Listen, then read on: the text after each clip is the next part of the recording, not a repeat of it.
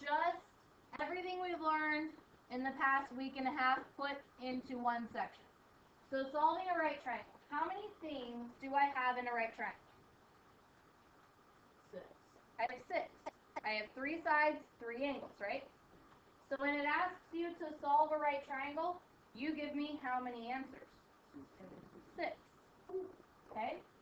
So you're finding all 6 parts for solving a right triangle. Now, you're not going to start from scratch. You're always going to have what degree? The 90, good. And then you're either going to be given that degree with another one and one side length, or you're going to be given the 90 degree and 2 side lengths. So how are we going to solve for the other angles and the other sides? Trigonometry, Pythagorean theorem. So is there anything new today? No. No. Okay. So you can breathe a sigh of relief. Yeah, because you're going to need to know how to solve these. Yep, you're going to need to take notes. So, solving a right triangle, you give me 6 answers. You solve for the 3 angles, you solve for the 3 sides. You're basically going to be given half of those. 2 angles, 1 side, or 2 sides and 1 angle.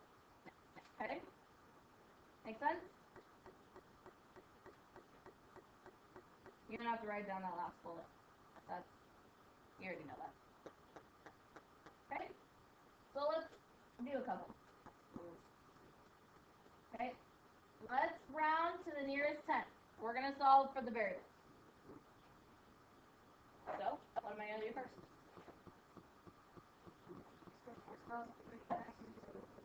The easiest one to solve for is the hypotenuse. So c squared is equal to 3 squared plus 2 squared. So c squared is equal to 9 plus 4. C squared is equal to 13. So c is equal to the square root of 13. However, it says round to the nearest 10th. So what do? Not divide it out. You square root it. So what is it to the nearest 10th? 3.6.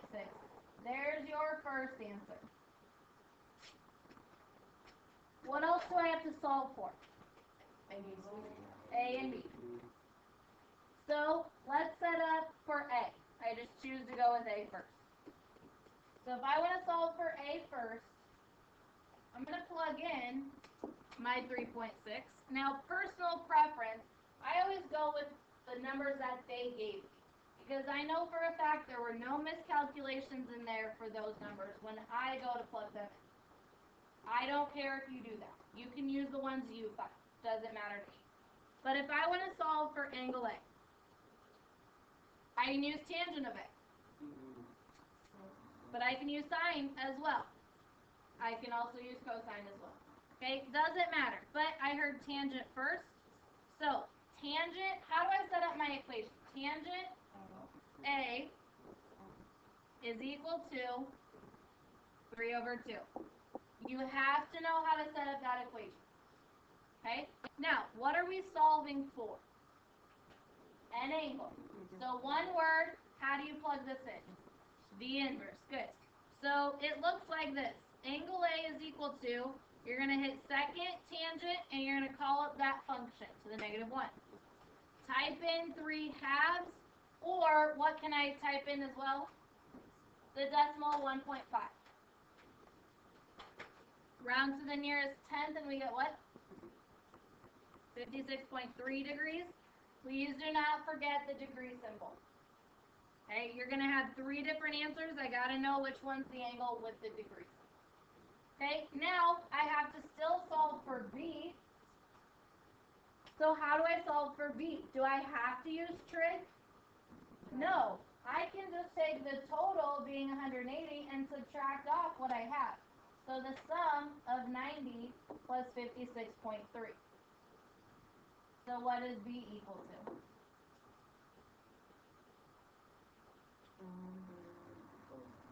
33.7.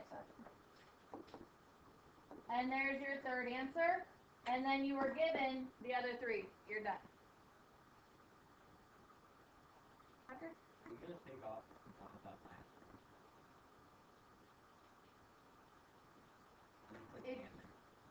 Well, but you gotta know, don't confuse yourself. You do need that -1. Because I don't want you to go back in your homework and you see that tangent is by itself and you try to type in tan button of 3/2. I do want you to put that -1. Okay, so that's going and solving for two sides and an angle. Now what if you were given two angles and one side? What's the easiest thing to solve for here? Angle G.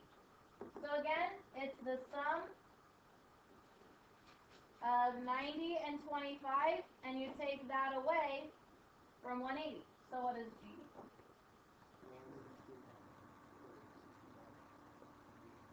Who's getting 65? 65. All right, 65. There's one. Now we got to get the two sides. G or H? G. I heard H first. All right. So if I solve for H, I could put 65 in here. I don't necessarily have to. So do you want to work with the 25 or do you want to work with the 65? 25. 25. Okay. Do I ever work with the 90? No. No. Good. All right. If I work with the 25 to solve for H, I can use sine of 25 is equal to H over 13. Okay, how do I solve this now? Two words? Cross multiply. So put that over 1. So I have 13 times sine of 25 is equal to 8. Okay, so you guys actually typed in that? Okay, so H is equal to? Make sure you're paying attention to your rounding. Okay, there's the second piece. Now let's get the third and the final. So little g. Can I use trig? Even simpler than trig. Pythagorean theorem. G is the leg, H is the leg, 13 is my hypotenuse. So I said 13 squared is equal to G squared plus 5.5 squared. Can you use trig for that? Mm-hmm. What's squared? You certainly can use trig. Either way we go, what are we getting for G? So the nearest 10.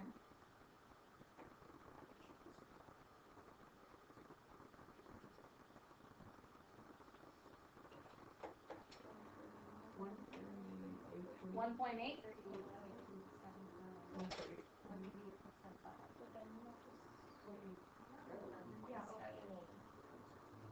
Okay, I'm hearing a lot of different answers. Okay, hold on. Are we square rooting at the end? It should be 11.8.